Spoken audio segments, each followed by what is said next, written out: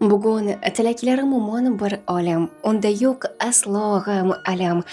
Dunyodagi tilaklar bo'lganda ham jami, baribir bo'lolmas u tilaklar kam. Assalomu alaykum qadridan-da baland bo'lgan qadrdonlarim, omonmisiz?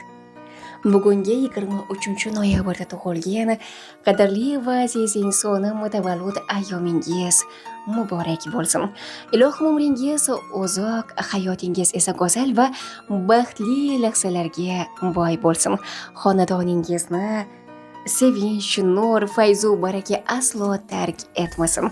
Sizning ham bugungi kunda tug'ilgan yaqinlaringiz bo'lsa, tabriklar TV loyihasi orqali biz ularni tabriklab beramiz. Fursatni boy bermang, biz bilan bog'laning.